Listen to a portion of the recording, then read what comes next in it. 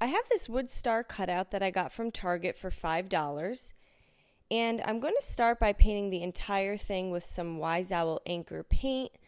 All paint products can be found on our webpage at chalkitupfancy.com. I did the entire inside and sides of the star. And then I will allow that to fully dry. And next I have this box star. I got it from Family Dollar for $1. I'm going to paint that with some Wise Owl Snow Owl. Now, if you cannot find the box, you can just use a regular star and maybe create your own little box.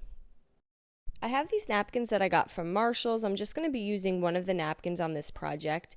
And when you decoupage with a napkin, you want to remove all of the layers or plies from the napkin so that you just have the top layer, which is the layer with the image on it. Now I'm going to be working with some Wise Owl 1 Hour Enamel Clear. You can also use some Wise Owl varnish, and I'm going to apply that to the front of the star. Once I have a good coat on, I'm then going to lay my napkin on top of the star.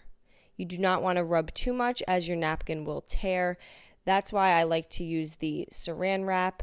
I lay it on top, and then I can use my brayer to get out any wrinkles or bubbling from the napkin. And then following that, you want to apply another coat of the Wise Owl 1 Hour Enamel Clear. And you have two choices. You can just remove the extra napkin while the edges are wet. Sometimes it tears very easily, sometimes it does not. Or you can allow the project to dry, and then you'll just take a sandpaper and sand off the excess napkin. And I'm going to allow that to fully dry. I'm going to go back to my bigger star, and I'm going to trim it with some Wise Owl Snow Owl.